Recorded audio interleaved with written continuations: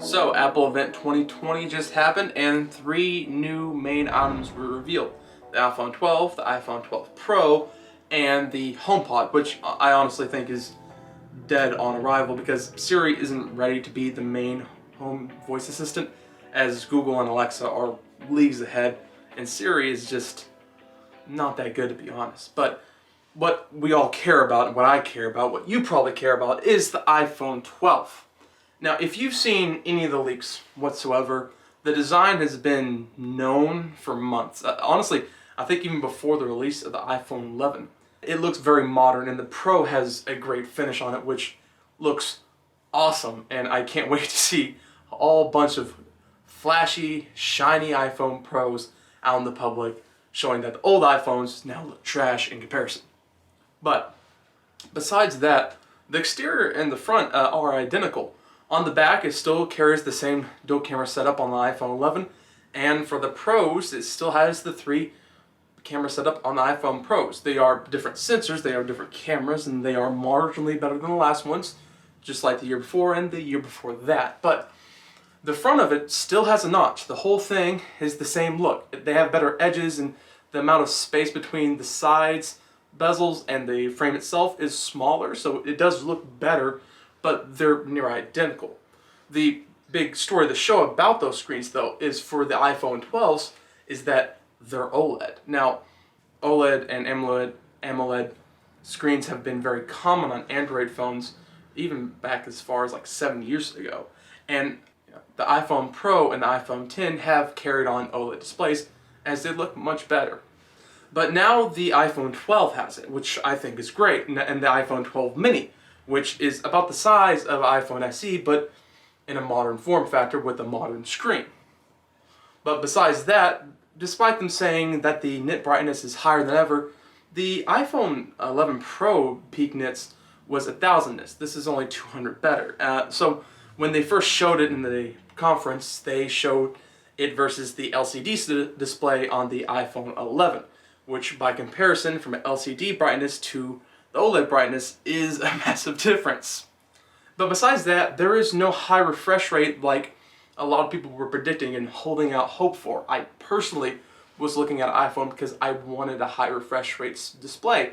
Yet, after a while, I realized that wasn't going to be the case. And it turns out that was true. Fortunately, one feature that we expected to get there did come, and that was 5G.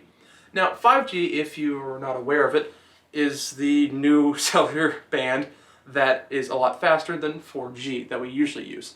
And no, it's not 5G like your Wi-Fi router. It's the 5th generation of the wireless systems that we have here in the US and across the planet for your cellular services. Now, if you were unaware of the Android phones about a year ago that started shipping with these 5G chips on them, is that 5G isn't as much faster as you think it may be. Usually on a phone I would get over a dozen megabytes per second.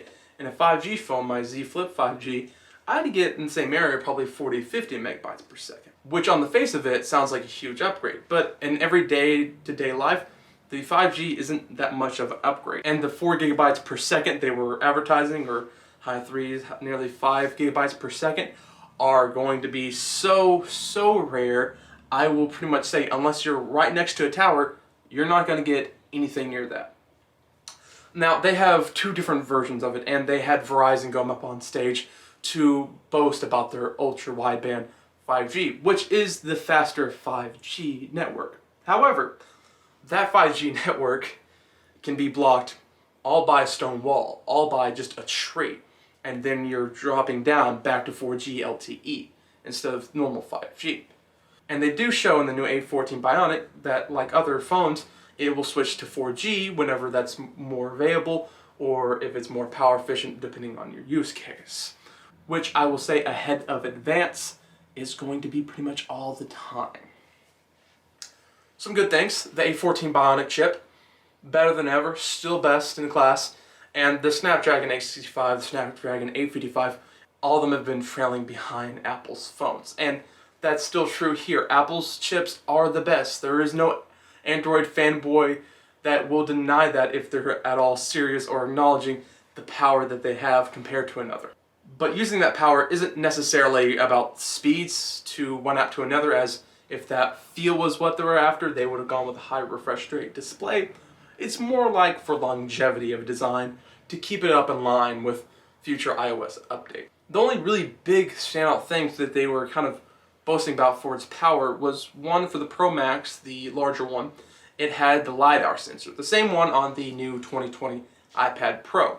Now, a Lidar sensor is good at spatial awareness, and if you've ever gone on Amazon or some sites, they will already, no matter what your phone is, let you look around your room and see an item to its real size. Now, a lot of the times this can be quite inaccurate, and it just uses what it considers as depth and range. A LiDAR sensor is a lot more accurate and a lot more reliable. So that is a bonus for the Pro Max. However, actual use case for it for normal people, I'm not sure how that's going to work out. The other thing they were boasting besides the Verizon connections was League of Legends. Now, League of Legends is a big game, and the whole point of showing that was to show how powerful it is and how beautiful Ashe is. A great character. I love her. I main her on League of Legends. However, it is just a mobile version of League of Legends. It is a separate version, and it will be that way, and it will feel that way. So, unless you're using Xbox Game Pass, I doubt you're going to have that much of a next-gen experience of gaming on a phone still. Now, the biggest surprise to me really was Magsafe, which takes its name from the old MacBooks back in 2015 and before, where now they have a magnetic coil for their accessories where everything snaps on. And I didn't expect it to impress me that much until they showed all the accessories. Now, instead of having a wallet case or a wallet glued onto your iPhone, you have that wallet accessory that is magnetic and it comes on and off. You can use it for your phone mount stands and so on. So it saves on space effectively for everyone that uses that. So instead of a larger case or a little weird thing that sticks out all the time, it's a lot more slimmer and ergonomic and feels way more purpose-built and doesn't feel like you're kind of messing up your phone by adding stuff to it that shouldn't be there.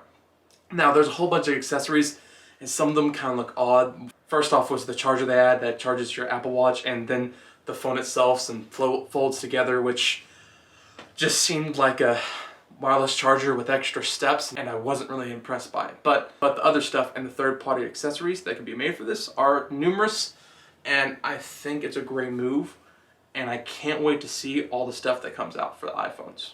Now about the cameras. Now, the thing is with iPhones, every single time you see a commercial on all that, it does show how good an iPhone can look in that under ideal conditions. And the night mode on the selfie camera and the wide angle camera is great. That has been needed, and I give them full props on that. That's going to be the real camera upgrade for this, is that the night mode on every single lens. However, the actual upgrades are quite unknown. I know on the presentation and whatever promotional video, it'll look amazing, but if you ever seen the rigs they put on these iPhones for these commercial shoots are insane. They put dedicated cinema lenses on them and a whole bunch of setups that you will not have, that no one will have. And there is just limitations of your sensor size, which iPhone will have problems with still. But despite that, I do say that iPhone's going to continue to be the best at video recording for a phone. And lastly, that came out of the Apple event was one little sneaky thing, is how green Apple is. Now, good job on them for using recycled materials and going carbon neutral. That is a nice thing, and they're using even recycled magnets now for their vibration motors and lenses and stuff like that. And I applaud them for that. That's a good move, and it's good for a company like Apple, who is enormous, and this makes a big impact on the market. However, they did do one thing that we were all kind of expecting that I wish they didn't do, but we all know why. They decided to lower the amount of money it takes for each item a little bit by not including the power adapter or earbuds in the phone box. And for a lot of people that just got their iPhone, it is nice to have that power adapter, especially that the cable is USB-C to Lightning. Plenty of people still use very old USB 3.0 ports for their chargers. Even I do, and I try to stay on top of all this stuff. But it probably actually isn't about the cost of making the power adapter.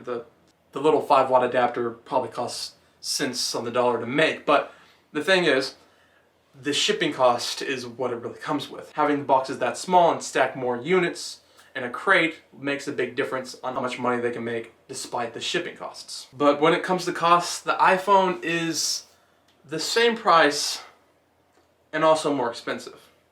So the iPhone 12 mini, the normal iPhone but the small version, is the same price as the iPhone 11, which $699 is a great price for a phone that lasts that long, that is robust as iPhone. No doubts about that. However, the one that people get is the normal size one. And the iPhone 12, the normal iPhone 12, the non-mini, is $799, which is $100 more than the iPhone 11. And as they prefaced early on in the presentation, the iPhone 11 is the best-selling phone in the world. Therefore, I'd be inclined to say the iPhone 12 would be placed to be the predecessor. Therefore, effectively, to the majority of its consumers, it is $100 more expensive. However, the iPhone Pro and the iPhone Pro Max prices are unchanged, and they finally went up to 128 gigabytes standard on the Pro models, although honestly, I kind of thought they were that storage to begin with, because 128 gigabytes of storage isn't all that much if you're shooting and recording videos all the time.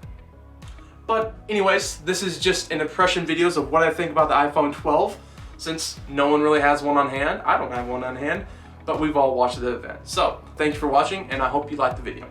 Peace.